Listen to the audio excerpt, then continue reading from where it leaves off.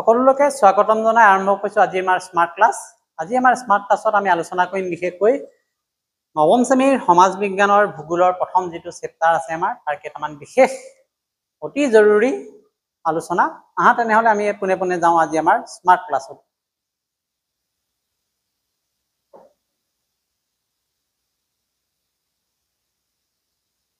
গতিকে আমাৰ স্ক্ৰীনত তোমালোকে দেখিছাই আমাৰ বিষয়বস্তুটো ভূপৃষ্ঠৰ পৰিৱৰ্তনৰ ওপৰত বাহ্যিক আৰু আভ্যন্তৰীণ কাৰক।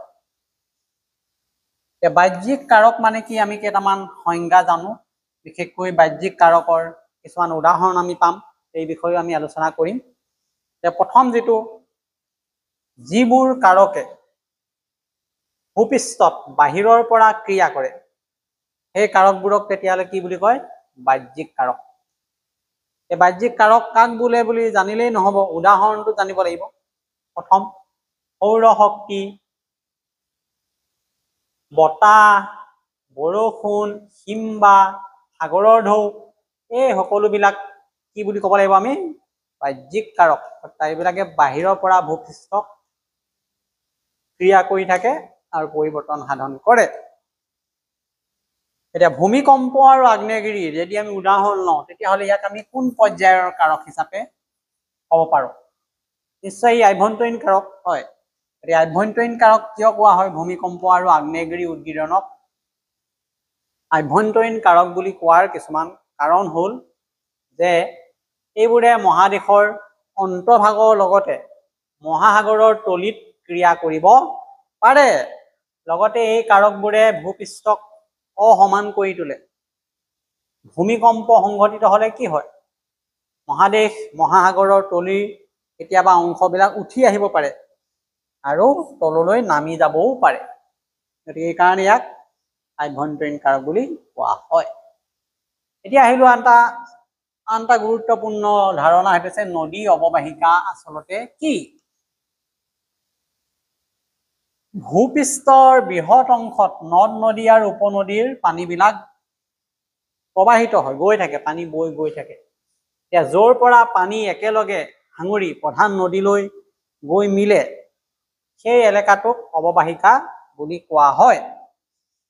অৰ্থাৎ অৱবাহিকা হৈছে নদীৰ এখন যেতিয়া বৈ যায় যিটো এলেকাৰ মাজেদি, এই এলেকাটোৱে অৱবাহিকা।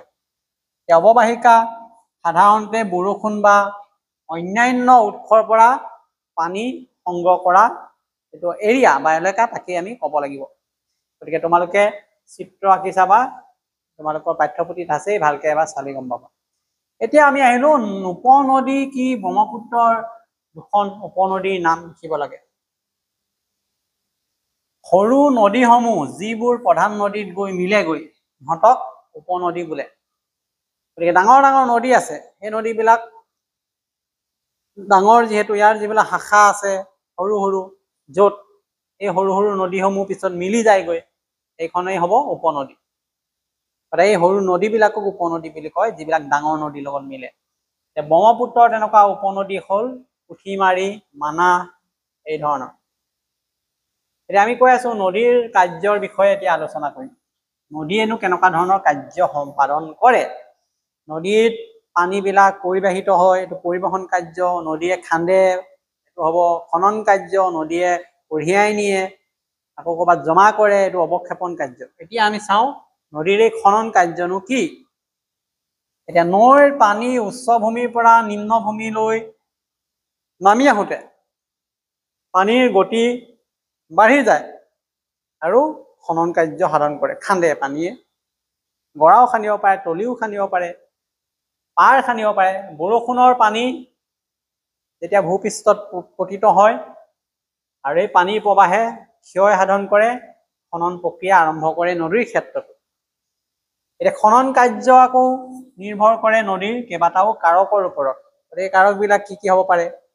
প্ৰথম হৈছে অৱবাহিকাৰ উপৰিভাগ কেনেকুৱা গঠন, শিলাস্তৰৰ কঠিনতা কেনেকুৱা, উদ্ভিদৰ আৱৰণ কেনেকুৱা আছে এই অৱবাহিকাত। ঠিক তেনেকে প্ৰবাহিত পানীৰ পৰিমাণ, কিমান পৰিমাণৰ পানী বৈ গৈছে নদীখনেদি, গতিকে সেই তাৰ ওপৰতো নদীৰ খনন কাৰ্য নিৰ্ভৰ কৰিব। গতিকে মৰমৰ ছাত্ৰ ছাত্ৰীসকল, আজি তোমালোকে অতি কম সময়তে কেইবাটাও গুৰুত্বপূৰ্ণ টপিক আলোচনা কৰিলো নিশ্চয় ইয়াৰ পৰা তোমালোকে উপকৃত হবা বিশেষকৈ ভূপৃষ্ঠৰ পৰিৱৰ্তনৰ বাহ্যিক কাৰকৰ কথা কৈলো হয়নে উদাহৰণো পালো সৌৰশক্তি বতাহ বৰষুণ হিমবাহ ঢৌ কথা ঠিক তেনেকে আভ্যন্তৰীণ কাৰকৰ কথা পালো ভূমিকম্প আগ্নেয়গিৰি উদগীৰণ এইবিলাক নদী অৱবাহিকাৰ কথা কলো যে নৈ এখন বৈ যায় য'ৰ পৰা নৈয়ে পানীবিলাক আহৰণ কৰে নদী এখন বৈ যাওঁতে তাৰ যিটো ওচৰৰ এলেকাটো যাৰ মাজেদি বৈ গৈছে সেইটো হৈছে অৱবাহিকা উপনদী কি ডাঙৰ নদী এখনত পানী ক'ৰ পৰা আহে সৰু সৰু শাখা উপশাখা নদীবিলাকৰ পৰা এই সৰু সৰু নদীবিলাকক ক'ব উপনদী নদীয়ে কি কাৰ্য সম্পাদন কৰে খনন কাৰ্য আৰু খনন কাৰ্য নিৰ্ভৰ কৰে নদীৰ পানী কঢ়িওৱাৰ বিভিন্ন কাৰকৰ ওপৰত তাৰ উপৰিভাগৰ বালিৰ গঠন মাটিৰ গঠন গছ গছনিৰ আৱৰণ এই সকলোবিলাক কথাৰ ইয়াত নিৰ্ভৰ কৰে গতিকে তোমালোকে এনেকুৱা ধৰণৰ ছ'চিয়েল সায়েন্সৰ যিকোনো বিষয় চেপ্টাৰে হওক যদি বিচাৰা ক'ত পাবা মোৰ এই জ্ঞান সাগৰ সলিউশন যেটো ইউটিউব চেনেল আছে এই চেনেলত তোমালোকে উপলব্ধ হ'ব এই ধৰণৰ তোমালোকৰ ভিডিঅ'বিলাক গতিকে তোমালোকে জ্ঞান সাগৰ সলিউশন মোৰ ইউটিউব চেনেলটো সাবস্ক্ৰাইব কৰিবলৈ নাপাহৰিবা লগতে মোৰ ফেসবুক পেজ আছে পংকজ বৰা তোমালোকে নিশ্চয় ফলো কৰিবা গতিকে আজিলৈ আমাৰ এই স্মাৰ্ট ক্লাছ ইমানতে শেষ হৈছে নেক্সট আকৌ এটা নতুন ভিডিঅ' লৈ অহাৰ প্ৰতিশ্ৰুতি আজিলৈ বাই